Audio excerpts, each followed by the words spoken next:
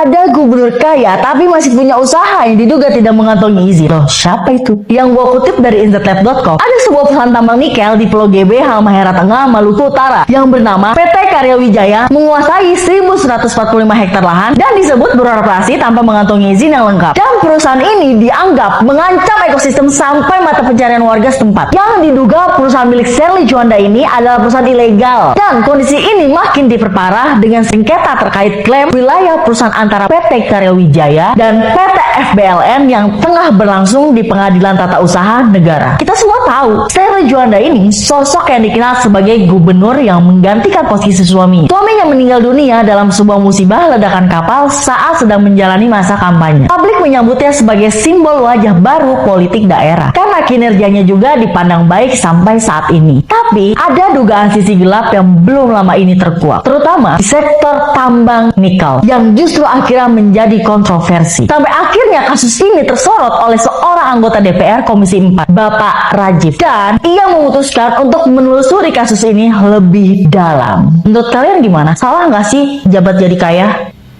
Gubernur Maluku Utara Sherly Juanda, siapa sangka di balik pencitraannya yang seakan terlihat humanis di media sosial juga adalah seorang pengusaha tambang yang memiliki saham mayoritas di sejumlah perusahaan tambang yang beroperasi di Maluku Utara.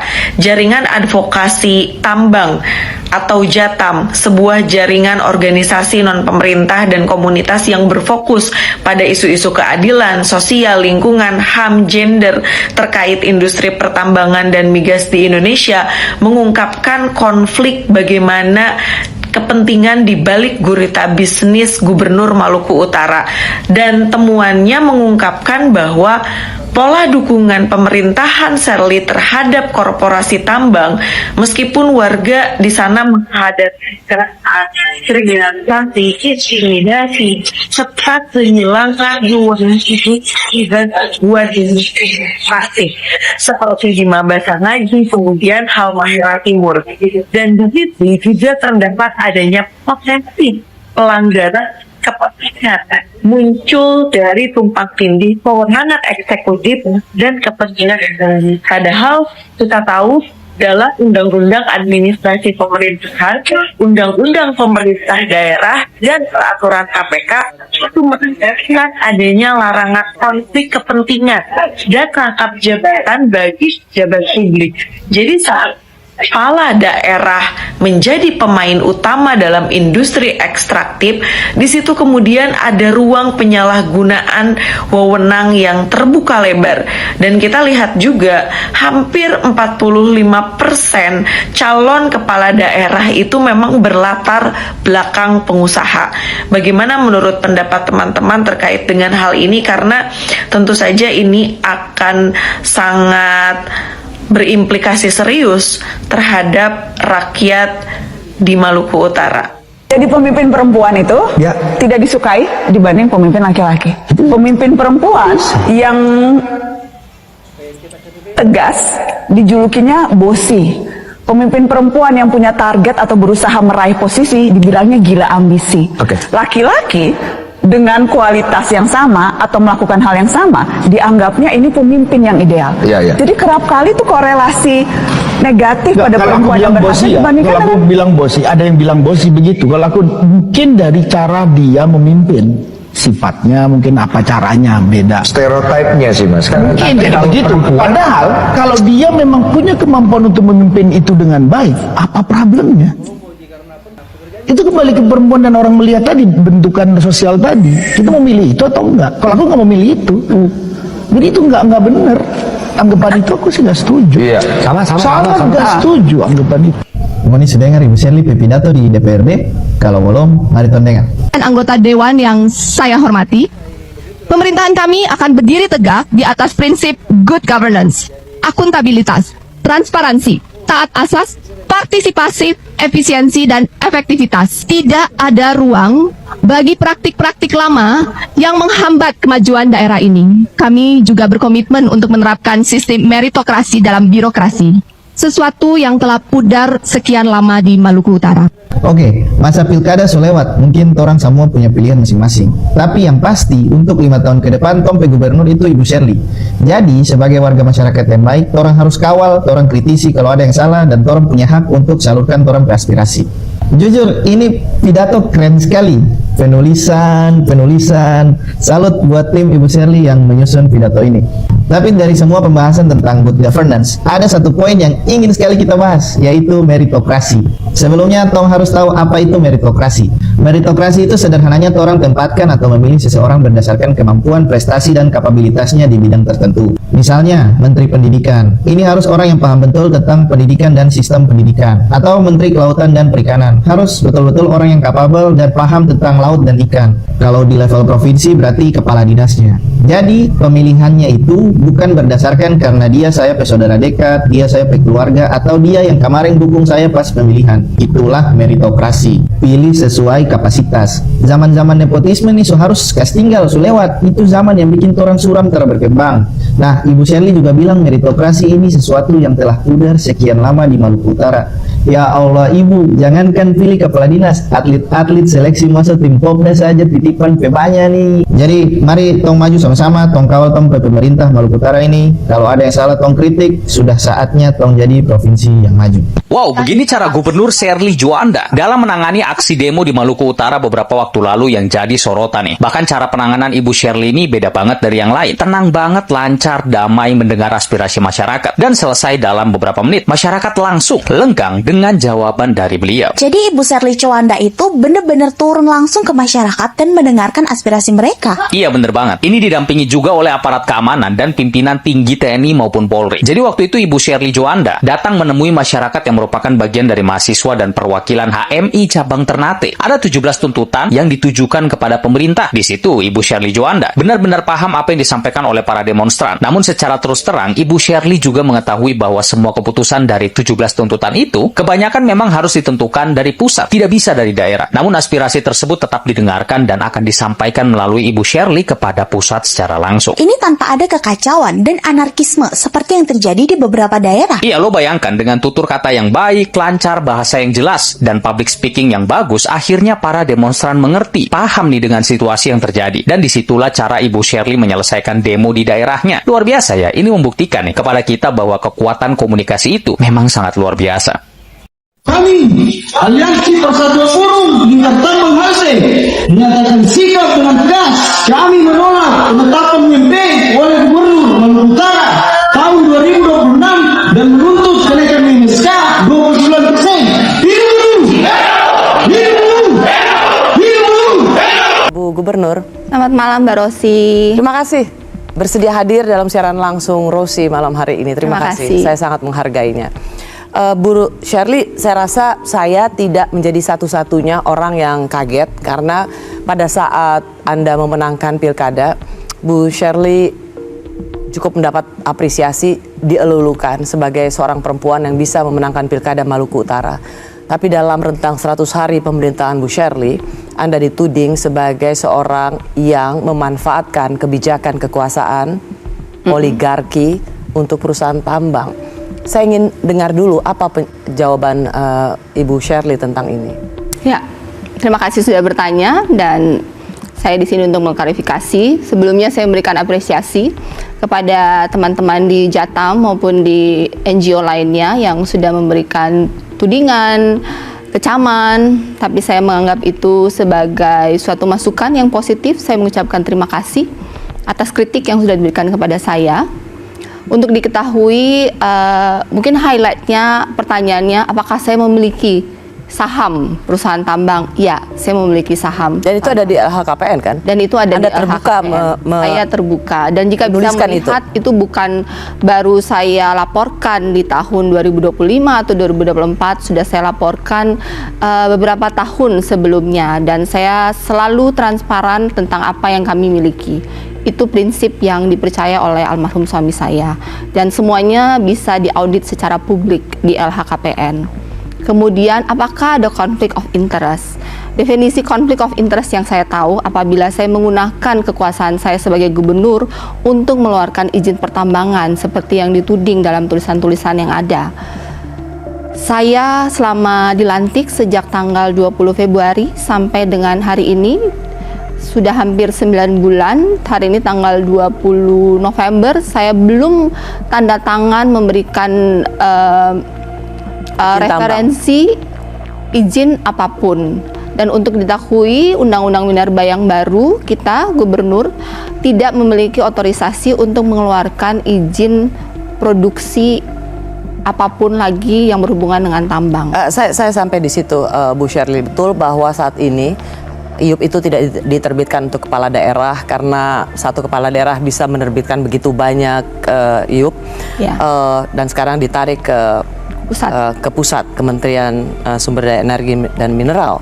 Tetapi rasanya poinnya bukan di situ. Poinnya adalah Bu Shirley itu memiliki perusahaan tambang, 5 tambang untuk 5 atau ada lebih lagi? 5 untuk nikel. Untuk satu daerah Maluku Utara, dan Bu Shirley adalah kepala daerah di Maluku Utara. Bagaimana seorang pembuat kebijakan bisa juga menjadi konglomerat industri tambang di satu daerah? Bagaimana seorang Gubernur Shirley bisa menjawab tudingan bahwa Anda bukan sedang menjalankan oligarki?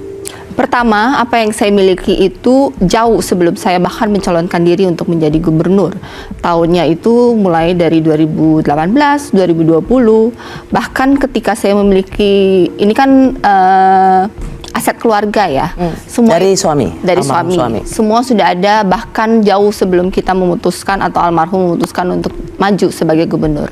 Dan yang kedua adalah saya sudah mengecek secara undang-undang dan berkonsultasi dengan para ahli hukum bahwa tidak ada undang-undang yang melarang pejabat publik untuk memiliki usaha, izin. Apalagi yang sudah didapat jauh sebelum menjabat. Jadi saya merasa sebagai warga negara Indonesia saya tidak melanggar undang-undang yang ada saat ini. Undang-undang menyebutkan bahwa pejabat publik tidak boleh menjadi bagian dari pengurus perusahaan. Tidak boleh menjadi pengurus. Oleh karena itu sebelum saya dilantik, saya sudah melepaskan kepengurusan saya yang aktif di semua PT yang saya miliki. Saat ini saya adalah pemegang saham pasif. Jadi saya tidak terlibat dalam rapat direksi, pengambilan keputusan, bahkan seluruh operasionalnya sudah kita serahkan kepada profesional. Saya mengapresiasi itu, Bu Shirley, bahwa Bu Shirley menjalankan bahwa memang undang-undang itu menyeratkan, ada undang-undang administrasi, pemerintahan daerah, itu mensyaratkan bahwa pejabat publik tidak ikut serta dalam manajemen, istilahnya begitu, atau pembuat kebijakan. Tetapi kan ini perusahaannya gubernur. Anda menjadi orang nomor 1 atau Maluku Utara 01. Dan Anda memiliki tambang yang bisa bilang mendominasi di satu daerah. Bagaimana Anda bisa menjelaskan bahwa Anda tidak terlibat dalam konflik kepentingan? Pertama, secara gubernur kita tidak memiliki kewenangan langsung. Tetapi benar, jika ada pelanggaran kerusakan lingkungan adalah menjadi tanggung jawab saya sebagai gubernur untuk mengirimkan surat kepada kementerian. Dan jika itu terjadi di perusahaan yang saya juga pemegang sahamnya, saya akan melakukannya secara berlaku sama untuk semua. Mau perusahaan saya, perusahaan orang lain, siapapun yang melanggar kerusakan lingkungan, saya akan bersurat kepada kementerian untuk mengirim inspektorat untuk mengeceknya. Saya akan transparan dalam hal yang bisa ditransparansikan. Saat ini saya sedang membentuk Satgas karena baru ada terjadi rotasi dalam Kepala Dinas Lingkungan Hidup, SDM, dan Kehutanan. Untuk memulai yang baru, saya mengganti komposisi kepala dinas yang ada. Bukan berarti bahwa yang lama itu salah. Hanya untuk mengaudit yang lama, kita butuh tim yang baru. Dan saya baru melakukan rotasi itu kalau nggak salah 2 minggu yang lalu. Kita sekarang sedang membentuk Satgas. Kita sedang mendata berapa banyak IUP yang ada di Maluku Utara. dokumen apa aja yang punya, yang tidak punya, dampak lingkungan, catatan dari masyarakat akan kita publikasikan semua secara transparan. Saya sudah berkomunikasi dengan Kementerian SDM untuk kita sharing dashboard. Jadi mereka itu punya dashboard untuk mengontrol semuanya dan akan kita sharing dan kita kontrol bersama. Saya akan bekerjasama dengan lintas lembaga kementerian, Kementerian SDM, Kementerian Lingkungan Hidup, bekerja sama juga dengan dinas kita dan inspektorat dari pertambangan untuk memastikan semua transparansi itu publik bisa melihat sehingga kita tidak debat kusir antara NGO yang mengontrol dampak lingkungan dengan masyarakat lingkar tambang, dengan masyarakat yang katanya peduli, dengan pemerintahan. Kita biarkan publik melihat data. Kita berbicara harus berdasarkan data. Tidak bisa katanya diduga, semuanya harus berdasarkan data. Ya, masyarakat adalah rakyat, pemilik tambang adanya juga rakyat, semuanya harus didudukan di komposisi yang benar. Selama ada data, selama ada dampak, semuanya akan saya tindak lanjuti sebagai sesuai dengan aturan berlaku. Mungkin klise lah ya, orang mungkin tidak akan percaya, tapi logikanya begini, Bu saya Shirley memiliki semua, saya memiliki sense atas pertanyaan saya selanjutnya. Ya, I know, like teorinya kayak why should I bother become governor when I can sembunyi dan orang tidak tahu yang aku miliki. Ini kan saya menjadi pejabat publik. It means I have to declare everything. And semua yang mereka lihat sekarang itu bukan baru ada di LHKPN. LHKPN-nya itu sudah ada lama, data-data saham ini sudah ada lama. Saya menyadari dengan penuh ketika saya menjadi gubernur hal ini akan diangkat. Saya tahu konsekuensi itu. Tapi saya tetap melangkah, saya transparan, I declare everything. Kalau emang saya niatnya jelek, I won't declare everything. Dan ketika saya sudah tahu, karena saya sudah declare everything years before, harusnya saya mundur. Tapi saya tuh sekarang ada di spotlight. Everyone can judge me, everyone bisa buka yang saya miliki, dan apapun yang saya bicarakan, mereka akan tidak percaya. Jadi ya hanya waktu dan output saya yang bisa membuktikan. Ini kan saya baru dilantik 9 bulan, saya baru mendata. Saya akan memastikan bahwa benefit ekonomi yang dihasilkan oleh tambang akan tidak merusak lingkungan. Karena saya sangat yakin, saya percaya bahwa tambang itu jangka pendek. Kita harusnya memanfaatkan apa yang ada di bawah tanah untuk membangun apa yang ada di atas tanah. Which is itu tidak terlihat. 15 tahun tambang di Maluku Utara itu sudah jalan. Dan saya menyadari penuh walaupun pertumbuhan ekonomi tertinggi di Indonesia 39% kuartal 3 tidak inklusif, tidak ada pemerataan, masih banyak rumah tidak Jadi layak artinya huni. Bu Shirley mengakui dong bahwa Maluku Utara selama ini hanya tergantung pada industri ekstraktif. Ya. Dan Bu Shirley, apakah ada pengakuan bahwa selama ini Maluku Utara telah melakukan kesalahan ekologis? Saya tidak bisa menjawab kesalahan ekologis karena saya tidak punya data untuk itu. Tetapi yang saya lihat bahwa pemanfaatan Maluku Utara sebagai salah satu penghasil nikel terbesar di Indonesia, dampak ekonominya tidak dirasakan oleh masyarakat Maluku Utara, itu iya. Kita masih ada 1.200 km jalan yang belum dibangun. Kita punya fasilitas kesehatan yang kurang baik. Almarhum suami saya adalah korban dari fasilitas kesehatan yang tidak baik di kepulauan. Untuk negara, untuk daerah dengan pertumbuhan ekonomi tertinggi se-Indonesia, tapi kemudian tidak ada oksigen. Persis. Ya, dan itu terjadi untuk masyarakat Maluku Utara setiap harinya. Satu hari sebelumnya bahkan ada yang meninggal hanya karena melahirkan sesar. Dan kemudian kalau dilihat kemarin ada yang viral, anak-anak sekolah nyebrang lewat sungai karena mau ke sekolah, tidak ada jembatan. Bahkan sebelumnya lagi berenang ke pulau, karena pulang motornya nggak ada yang jemput, jadi mereka harus berenang, harus jalan 2-3 kilo untuk pergi ke sekolah. Jadi Bu Shirley, maaf saya potong, artinya Ibu tahu kan, tidak ada artinya pertumbuhan ekonomi dengan angka-angka kalau itu tidak dirasakan oleh masyarakat atau anak-anaknya Bu Shirley. Jadi apakah Bu Shirley ingin ada pengakuan bahwa selama ini angka-angka pertumbuhan Maluku Utara sesungguhnya harus juga dikejar pemanfaatannya untuk masyarakat Maluku Utara? Artinya maksud saya begini, 100 hari penilaian untuk Bu Shirley tidak melulu tentang industri tambang. Ya, 100 hari saya prestasinya banyak Mbak Rosi, menurut saya. 100 hari saya belum membenahi industri tambang, saya menerima itu sebagai kritik. 100 hari Bu Shirley, maaf, 100 hari Bu Shirley menurut Jatam adalah kriminalisasi warga dan kerusakan ekologis. Apakah Bu Shirley mau menerima ini? Bahwa ada warga yang kemudian ditahan oleh pihak aparat keamanan karena berselisih dengan pihak swasta, aparat, itu ya benar. Dan kemudian ada masyarakat yang ditahan dan kemudian lanjut sampai ke pengadilan dan dijatuhkan hukuman dan harus ditahan di penjara, ya itu benar. Apa yang harus saya lakukan? Saya sudah berkomunikasi dengan pihak Kapolda, Kajati, pengadilan untuk mencari solusi terbaik buat mereka. Posisi sekarang mereka total ada 11 orang. Sebagai seorang ibu, sedih melihat warga saya kemudian ditahan karena memperjuangkan tanah adat yang menurut mereka itu adalah haknya mereka. Apa yang Ibu lakukan? Ya, saya berkomunikasi ke aparat hukum untuk memberikan hukuman ringan yang bisa dilakukan tanpa melanggar aturan hukum. Ini kan negara hukum. Ada hukum-hukum yang harus memang dijalankan. Faktanya hari ini dari 11, 9 sudah keluar. Kalau nggak salah 2 atau 3 itu masih ditahan. Dan info terakhir mungkin harusnya dalam waktu dekat pun semuanya akan keluar. Saya menyadari penuh ketika Menteri ATR datang, ketika ada pertemuan berbahasan dengan GTRA di Kementerian ATR, saya selalu mengatakan bahwa Maluku Utara ini perlu lebih banyak legalitas tanah adat, sehingga tidak selalu konflik antara masyarakat adat dengan pemilik tambang.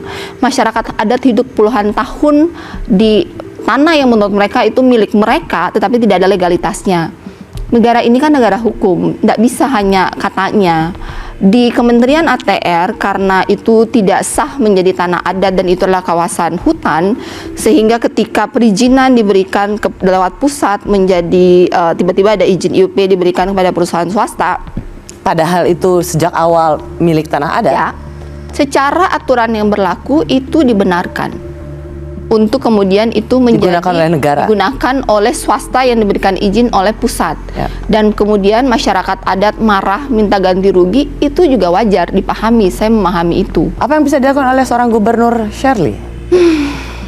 Saat ini yang bisa dilakukan dan sudah dilakukan memediasi. Jadi beberapa kali kita memediasi, ada Pak Kapolda, kita dari Pemprov, dari Pemkab, dari swasta, dari masyarakat duduk bersama untuk ganti rugi lahan, ganti rugi pohon. Beberapa kabupaten kota sudah punya peraturan kabupatennya, daerah yang mengatur tentang nilai per pohon yang harus diganti rugi. Ada yang cocok, ada yang tidak cocok, ada yang bisa diselesaikan dengan mediasi, ada yang kemudian ribut di lapangan. Setiap bulan ada, banyak. Pertanyaan saya sebelum kita akan jeda, apakah Anda juga akan menjadi ibu bagi kelompok masyarakat adat? Anda masih di program Rosi. Gubernur Maluku Utara, Shirley Tjoanda, memiliki saham di sejumlah perusahaan tambang dan kemudian ia sebagai kepala daerah dituding memanfaatkan kekuasaannya untuk kepentingan perusahaan. Saya bersama Ibu Gubernur Maluku Utara, Shirley Tjoanda. Ibu Shirley, tadi saya sebelum jeda saya menanyakan apakah Anda juga bisa menjadi seorang ibu bagi masyarakat adat yang kehilangan lahannya untuk perusahaan tambang. Saya ingin dengar jawaban Bu Shirley soal ini. Saya selalu mengatakan saya ini bukan gubernur. Saya ini adalah ibu bagi 1,3 juta warga Maluku Utara. Mau warga adat, apapun itu, saya adalah ibu. Saya juga punya program saat ini sebenarnya sedang dilakukan pendalaman teknis. Saya berencana untuk membagi setiap 1 hektar kepada 1 keluarga. Untuk mereka yang selama ini hidup lahan adatnya diambil untuk kemudian dikonversi menjadi IUP dari pusat, akan kita inventariskan dan kita ganti. Ada program pemerintah juga melalui GTRA untuk pemanfaatan lahan milik negara yang kemudian bisa diberikan kepada masyarakat. Kita akan menggantikan untuk memastikan bahwa mereka ada income, karena bagi kita kalau kita di Maluku Utara itu tanah itu adalah penghasilan, tanah itu yang bisa diwariskan, tanah itu tumbuh kelapa, tumbuh cengkeh, tumbuh pala, sumber penghasilan mereka itu kalau petani ya harus memiliki tanah. Saya sangat memahami ketika mereka marah karena sumber penghasilan mereka, penghidupan mereka tiba-tiba diambil tanpa ada kompensasi yang layak dan mereka marah, itu saya pahami. Dan sebagai pemerintah kami akan hadir untuk menggantikan itu. Seberapa besar omongan Ibu ini bisa dipercaya? Saya selalu mengeksekusi apa yang saya janjikan. Dan masyarakat Maluku Utara tahu itu. Bu Sherly, pertanyaan ini adalah pertanyaan yang karena banyak dari masyarakat yang merasa lelah melihat pengusaha menjadi pejabat dan kemudian semakin kaya untuk kepentingannya sendiri. Betul bahwa kita tidak bisa merasa iri karena dia menjadi pejabat dan sebelumnya sudah kaya. Yes, kita juga tidak ingin seperti itu. Tapi saat ini faktanya adalah begitu banyak pengusaha menjadi pejabat, yang terjadi adalah ia memperkaya diri sendiri, konflik kepentingan antara dia pembuat kebijakan dan kemudian ia memanfaatkan kekuasaan itu untuk kekayaan kroni-kroninya. Jadi apa yang dikatakan oleh Bu Sherly ini sesuatu yang rasanya terlalu ideal dan masih harus dibuktikan. Jata misalnya, kembali saya ingin mengutip NGO ini atau LSM ini, temuan Jata menunjukkan pola dukungan pemerintahan Bu Sherly terhadap korporasi tambang meskipun warga harus menghadapi dengan kekerasan, kriminalisasi, intimidasi, serta kehilangan ruang hidup akibat serbuan ekstraktif seperti di Maba Sangaji, Halmahera Timur, atau di Pulau Obi dan Halmahera.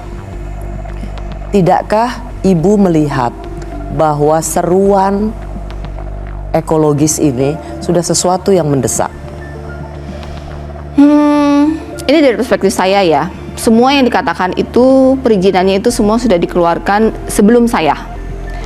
Sorry, tetapi Jatam juga mengatakan bahwa ada perusahaan Ibu yang diberikan izin setelah Ibu jadi gubernur, meskipun izin itu dari SDM. Tapi dan ini ada relasi kuasa di antaranya. Faktanya tidak ada. Itu tinggal dibuka aja di kementerian, bisa dilihat. Kalau di OS itu jelas kapan izin itu diberikan. Semua izin pertambangan saya itu 2020 ke bawah. Mungkin 2018, 2020, mungkin ada 2022, saya tak hafal. Tapi intinya tidak ada perizinan yang baru keluar karena Anda sedang menduduki, karena Anda sebagai gubernur. Ya, semua perizinan yang sudah saya miliki itu sudah ada sebelum saya menjadi gubernur. Dan tahun itu bisa dibuka di OSS, bisa lihat di kementerian, itu transparan, bisa dibuka, itu informasi publik. Jadi bisa dicek saya berbohong atau tidak. Tadi pertanyaan apa? Kalau tidak apa-apa, saya ulangi lagi. Bagaimana Ibu, karena Ibu memiliki perusahaan tambang, Ibu sudah menjelaskan bahwa Ibu tidak aktif lagi, hanya saham pasif. Tapi bagaimanapun juga perusahaan tambang itu milik Ibu Gubernur, milik Ibu Sherly. Bagaimana Ibu bisa memastikan bahwa semua aparat yang ada di Maluku Utara itu tidak menjadi bagian dari yang melindungi Ibu, karena semuanya itu milik Ibu kan? Kalau yang saya pahami sih, sebagai gubernur, sekalipun saya mau melindungi perusahaan saya juga tidak punya otoritas untuk itu. Kita gubernur itu tidak memiliki otoritas yang absolut. Kembali lagi, udah izin bukan kita yang keluarkan. Kerusakan lingkungan pun, penutupan dan tidak tutup itu pun bukan kita. Contoh sederhana, kemarin ada sawah yang tergenang dari limbah nikel di Halmahera Timur. Saya hanya bisa bersurat kepada Kementerian SDM. Saya pun tidak bisa menutup izin itu. Kemudian dari Kementerian SDM mengirimkan inspektorat turun bersama dengan Dinas Lingkungan Hidup saya dan SDM. Kita melihat inventaris di lapangan, ternyata ada dinding damnya dia itu yang jebol. Jadi kalau di nikel itu, limbah nikel itu biasanya ditampung dulu di bendungan untuk kemudian dia turun dengan gravitasi. Jadi harus yang keluar tuh air yang sudah bersih. Nah, temboknya itu either kurang tinggi atau dia pecah. Intinya dia turun di saluran irigasi warga. Saluran itu sebenarnya sudah saya persiapkan 2 bulan sebelumnya, sebelum musim tanam, untuk memastikan saya kirim tim PU untuk memastikan bahwa pintu airnya itu tertutup dengan benar sehingga saluran irigasinya itu tidak boleh limbahnya turun ke sawah. Cuman yang menutup pintu air itu dia malam itu dia ketiduran, entahlah gimana dia lupa tutup. Akhirnya dia menenggelamkan sawah itu. Masyarakat WhatsApp ke saya, masyarakat bisa WhatsApp saya apa saja dan saya merespon. Dari WhatsApp itu turunlah surat, inspektoran turun, akhirnya kita sepakat tutup sementara sampai mereka perbaiki dulu damnya dan mereka temboknya, embungnya, dan mereka harus ganti rugi sawah. Ya. Dan Intinya akhirnya itu dilakukan. sebenarnya karena gubernur sekarang tidak bisa mengeluarkan izin lagi untuk Ya. usaha pertambangan, maka gubernur itu hanya sebagai pengawas. Ya, Dan koordinator. kemudian kalau ada terjadi sesuatu pada perusahaan tambang di sana, gubernur harus menyurat kepada Kementerian SDM untuk menurunkan inspektorat. Pertanyaannya sekali lagi Bu Shirley, apakah ketika satu kelalaian yang terjadi pada perusahaan yang sahamnya Anda miliki secara pasif, Anda akan melakukan hal yang sama? Saya akan melakukan hal yang sama karena tidak diperlukan hanya gubernur yang bisa lapor ke kementerian. Hari ini warga siapapun bisa lapor ke kementerian. Kementerian bisa kirim siapapun untuk turun, dan kementerian bisa menyegel dan menyetop siapapun tanpa persetujuan gubernur pun. Jadi saya tidak punya wewenang bahkan untuk melindungi perusahaan saya sendiri. Logiknya demikian. Dan kemudian saya ini pejabat publik, saya tidak bikin aja satu Indonesia tahu. Apalagi kalau saya bikin dan saya salah, dan saya tidak bisa berdiri di sini di depan Mbak Rosi dan di depan seluruh Indonesia untuk declare dan apa yang saya lakukan. Bagi saya ini juga ada di sini nih sebagai gubernur, tujuannya untuk membenahi, bukan untuk merusak. Saya di sini bukan karena cita-cita saya mau menjadi gubernur. Saya senang sekali waktu itu Bu Shirley, rasanya video itu diambil candid atau mungkin siapapun yang mengambil itu dan mengatakan bahwa jangan pakai nama saya dan jangan kemudian menggunakan nama saya untuk keperluan apapun. Dan dalam peristiwa yang berbeda, Anda mengatakan bahwa saya tidak suka penjilat, something like that. Ya, dipuji-puji. Dipuji-puji gitu. Ini hal yang juga Anda katakan pada perusahaan yang sahamnya Anda miliki secara pasif, supaya mereka tidak menggunakan nama Anda untuk kepentingan mereka. Ya, saya mengatakan kepada semua, kepada saudara saya, saudara almarhum saya, mereka yang menjalankan bisnis yang saya juga pemegang saham, mereka tahu saya ada di posisi yang sensitif, bahwa semua mata melihat saya. Saya tidak punya ruang untuk melakukan kesalahan dan kompromi. Di zaman digital saat ini, saya ngomong pun dinding bertelinga, udara bertelinga, ada rekaman di mana-mana. Saya hanya seorang ibu rumah tangga, tidak punya dukungan politik, tidak mengerti hal-hal XX lainnya. Yang saya lakukan, apa yang saya katakan, itu yang saya lakukan. Aturan yang ada, saya turuti, sesimpel itu. Otak saya nggak nyampe untuk sesuatu yang terlalu ribet, karena sebuah kompromi akan menghasilkan kompromi yang lain. Saya tidak berencana untuk kehilangan kebebasan saya. Saya bersyukur yang saya miliki ini lebih dari cukup. Hidup saya sederhana. Yaitu? Yang saya miliki, saya merasa sudah lebih dari cukup. Saya hanya butuh waktu untuk menikmatinya. Dan waktu itu saat ini saya konversikan untuk membangun Maluku Utara.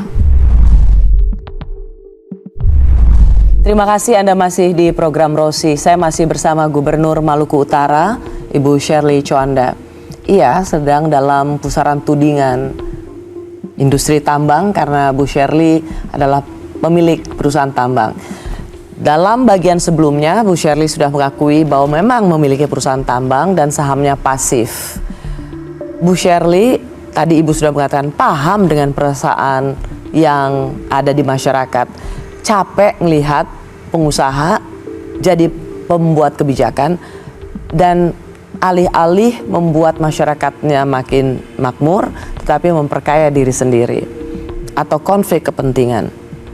Apa yang membedakan Bu Shirley dengan oligarki lainnya? Saya mendeklar apa yang saya miliki. Saya sudah mendeklar apa yang saya miliki, bahkan jauh sebelum saya menjadi gubernur. Sekarang saya menjadi gubernur, saya mendeklar lagi di sini dan di LHKPN, dan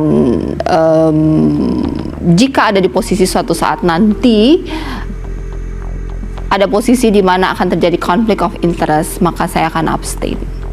Saya tidak mengambil kebijakan terhadap sesuatu yang terkait dengan usaha Anda.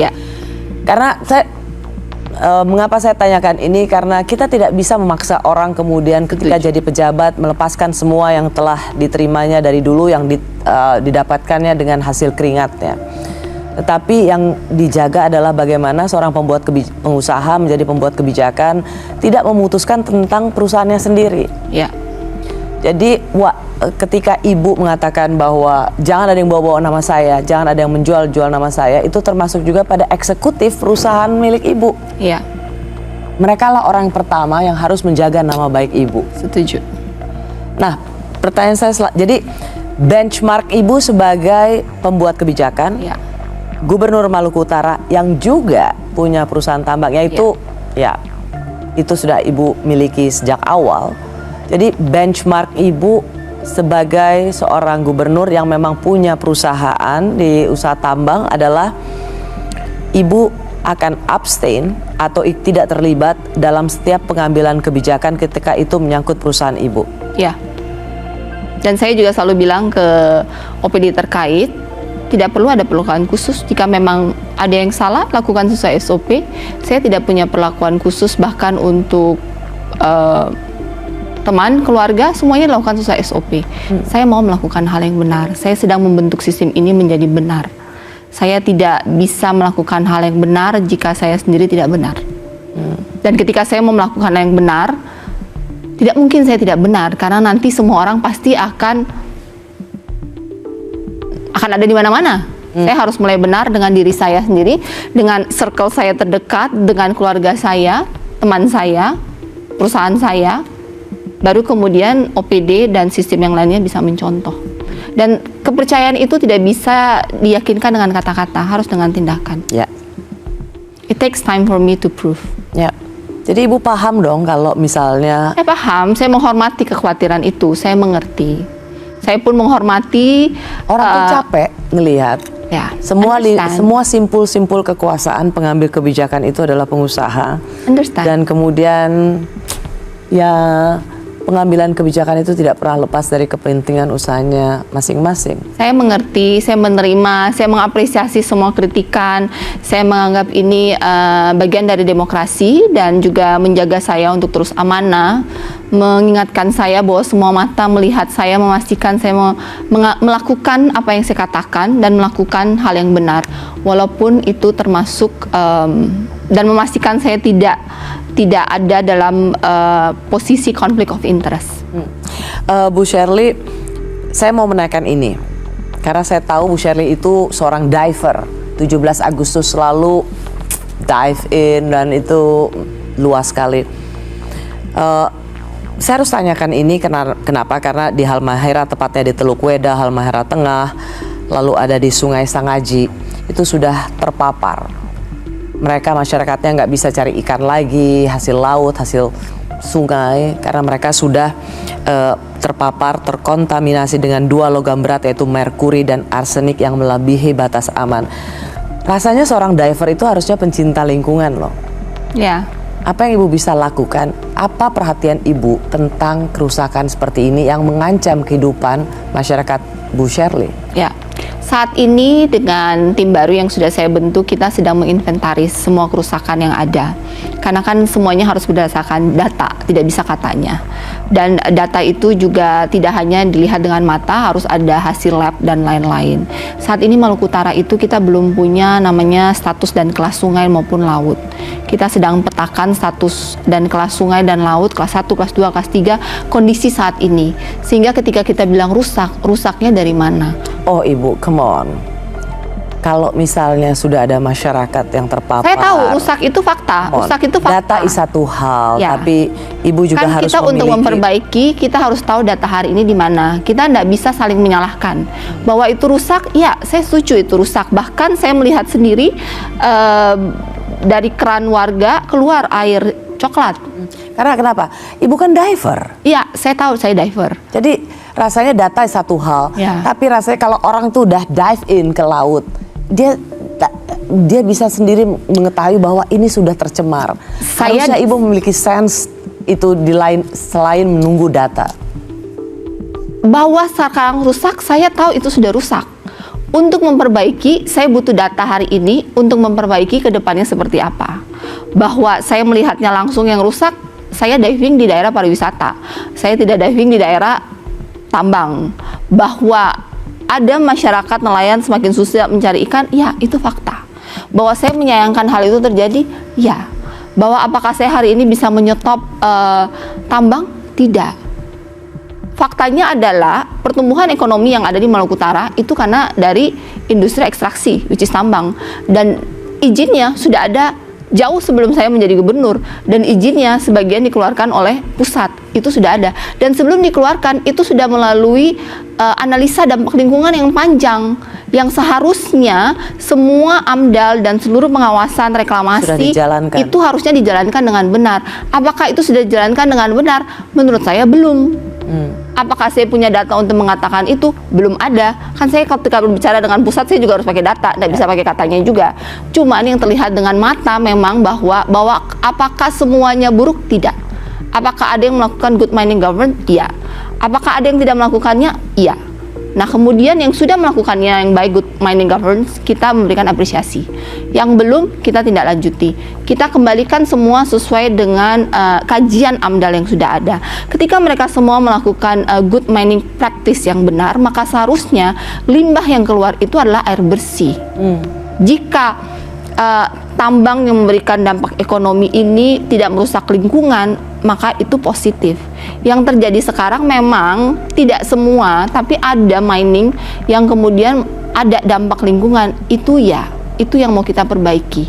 Untuk perbaiki, kita ketika berbicara dengan pusat, karena mereka yang punya kekuasaan, harus pakai data. Jika ada data, mereka melakukan fungsinya dengan baik. Seperti yang tadi saya baru jelaskan, mereka tutup, dan ketika kita berbicara dengan perusahaan pun dengan data, mereka melakukan apa yang kita minta selama itu memang ada data. Ya, saya ngerti maksudnya Ibu. Ibu akan fight untuk ini. I'll fight for it. Selama memang Ibu juga punya pegang data, supaya ketika Ibu fight for them, Ibu juga punya argumentasi yang kuat. Tapi will you fight for them? Of course I'll fight for them. Bagi saya kerusakan lingkungan itu hidden cost. Apa yang kita cari ketika ekonomi naik, lingkungan rusak, itu hidden cost, dampak lingkungan, dampak sosial, masa depan. Kita tuh tidak mewariskan alam ini untuk anak cucu Maluku Utara, kita meminjamnya dari mereka. Anda akan berjuang bersama mereka? Saya akan berjuang bersama mereka. Dari awal saya bilang, ketika Bapak Ibu berjuang untuk memenangkan saya akan berjuang untuk kalian 5 tahun ke depan. And I'll do. I'm doing right now. Saya masih bersama Gubernur Maluku Utara, Sherly Coanda. Bu Sherly, Maluku Utara itu zaman COVID saja pertumbuhan ekonominya bisa 2 digit saat pertumbuhan ekonomi kota-kota lainnya karena punya ketergantungan pada industri tambang. Apa yang bisa Bu Sherly jawab terhadap tudingan, katakan pencinta lingkungan? Saya percaya harusnya Anda memiliki juga hati yang sama, karena tadi Anda sudah mengatakan paham dengan apa yang mereka khawatirkan. Tapi kira-kira gini, Selios waktu itu mengadakan satu seminar yang mengatakan potensi ekonomi Maluku Utara supaya tidak tergantung pada industri ekstraktif, karena Maluku Utara itu punya kekayaan yang luar biasa dari hasil laut, pertanian. Apa yang bisa membedakan bahwa Maluku Utara, pengusaha jangan diganggu, mereka yang sudah punya izin jangan diganggu, tapi apa yang bisa membuat Maluku Utara berbeda di tangan Anda dengan diversifikasi ekonomi? Ya, memang pertumbuhan ekonomi saat ini kuartal 3 39% itu mayoritas dari industri pertambangan. Masa depan Maluku Utara itu kita harus melakukan diversifikasi karena pertambangan ini kan jangka pendek. Kita adalah jadi Anda memasukkan itu dalam visi kepemimpinan Anda, bahwa tidak tergantung pada ekstraktif. Kita memang tidak boleh tergantung pada ekstraktif. Kita lihat apa yang terjadi 15 tahun sudah lewat Maluku Utara, fokus kepada ekstraktif, nothing happen. Bahwa pertumbuhan ekonomi tinggi, tidak inklusif, tidak pemerataan, sebenarnya juga karena salahnya kita tidak menyiapkan infrastruktur untuk itu. Petani dan nelayan kita punya produksi tidak cukup banyak untuk mensuplai kawasan industri. Mereka kebutuhan bahan pangannya 1 bulan 100-an miliar, and then kita tidak bisa supply karena kita tidak ada infrastruktur dan menyiapkan diri selama 15 tahun terakhir untuk mensuplai. Jadi mereka ngambil dari luar, dari Manado, dari Makassar, dari Jawa. SDM tidak semuanya bisa menggunakan orang lokal karena memang SDM kita tidak bersiapkan. Oleh karena itu sebenarnya untuk kita bisa menikmati hasil dari multiply effect dari pertumbuhan ekonomi di tambang, kita harus diversifikasi di perikanan dan pertanian. Kita harus bisa mensuplai industri tambang ini yang sedang bertumbuh very fast. Kita harus investasi di pendidikan, kita bisa mensuplai sumber daya manusia untuk mereka. Dan kemudian satu hal lagi, Maluku Utara itu sangat cantik. pariwisata. Pariwisata itu adalah salah satu cara untuk bagaimana pertumbuhan ekonomi itu bisa inklusif. Kalau dilihat seperti Bali, semua pertumbuhan daerah yang pertumbuhan ekonominya itu karena pariwisata, itu pemerataan ekonomi terjadi karena stakeholdernya banyak. Tapi untuk pariwisata bisa bertumbuh dibutuhkan infrastruktur dasar yang bagus, dibutuhkan airport, jalan jembatan, signal, dan itu mesti menjadi PR. Seharusnya industri pertambangan ini menjadi leverage, nilainya itu menjadi bargaining untuk kita membangun infrastruktur untuk perikanan, pertanian, pendidikan, kesehatan, dan pariwisata. Dan itu belum terjadi. Itu PR saya. Karena akan sangat mengagumkan Maluku Utara ketika ia bisa memulai diversifikasi ekonomi. Saya sedang memulainya, saya sedang membentuk infrastruktur. Saya tidak punya banyak uang, fiskal kita lemah. Saya jalan ke semua kementerian, minta dukungan. Saya mendapat dukungan yang sangat baik dari Menteri Pertanian, dari Menteri Perikanan, dari Menteri Pendidikan untuk membangun infrastruktur di Maluku Utara. Pada saat terpilih, Bu Shirley, kalau saya merewind atau mengulang-ulang ingatan tentang bagaimana Bu Shirley terpilih sebagai seorang perempuan, bahkan waktu itu banyak lembaga survei mengatakan ini triple minority bisa menang di Maluku Utara, seorang perempuan non Muslim, tidak berasal dari Maluku Utara. Ada yang bilang triple, ada yang bilang 5 minoritas, tapi bagi saya selalu bilang saya merah putih. Saya bukan minoritas. That's my mindset. Itu mindsetnya. Jadi kekaguman orang bahwa wah hebat banget bisa triple atau 5 ketika kita berpikir bahwa kita tuh minoritas, secara unconsciously kita tuh merasa minder. Saya dulu awalnya selalu ngomong gitu, walaupun saya ini minoritas, and then suatu hari ada teman saya mengatakan, no, you are merah putih. And then since then I berubah, saya merah putih. Saya mencintai Indonesia as much as yang mayoritas. Bu Shirley lagi pencitraan nggak sih? Bagi saya pencitraan itu sesuatu yang saya katakan tidak saya lakukan. Yang saya lakukan adalah publikasi. Saya menginformasikan apa yang saya lakukan. Saya tidak butuh orang untuk menyukai saya. Saya punya citra diri yang cukup baik. Saya tidak butuh validasi dari orang. Saya membutuhkan output untuk kepuasan diri saya. Saya mau tanya, apakah tudingan ini atau misalnya tadi saya senang mendengar jawaban dari Bu Shirley mengatakan bahwa saya menghargai kritik dari teman-teman aktivis sebagai masukan. Teman-teman dari Jatam NGO saya menerima sebagai masukan. Tapi pernah nggak terpikir oleh Bu Shirley bahwa tudingan ini atau serangan ini karena Anda seorang perempuan? Enggak, saya tidak pernah mempermasalahkan gender. Karena begitu banyak kepala daerah yang punya perusahaan tambang, begitu banyak laki-laki sebagai pembuat kebijakan, mereka dengan tenang bisa ngapa-ngapain tanpa diserang bertubi-tubi. Tapi ketika perempuan yang memegang jabatan, maka ia begitu banyak mendapat serangan bertubi-tubi. Do you think it's about women? Saya tidak pernah berpikir, saya tidak pernah memberikan energi saya untuk berpikir tentang itu. Benar atau tidak, I don't know. Tapi saya menggunakan energi saya untuk berpikir bagaimana bereaksi, bagaimana solusi, bagaimana meminimaliskan rasa tidak percaya publik kepada saya. Dan saya memahami itu, artinya saya harus lebih transparan lagi, komunikasi publik saya harus lebih baik lagi. Saya memastikan bahwa memang tidak ada conflict of interest ketika saya memerintah. Saya memang harus berjuang lebih keras, belajar lebih keras, dan melakukan semua lebih transparan aja. Benar kata orang, perempuan memang harus membuktikan 2, 3, 4 kali lebih besar. And then that's okay. Ya. Kadang kita itu katanya woman itu like a tea bag.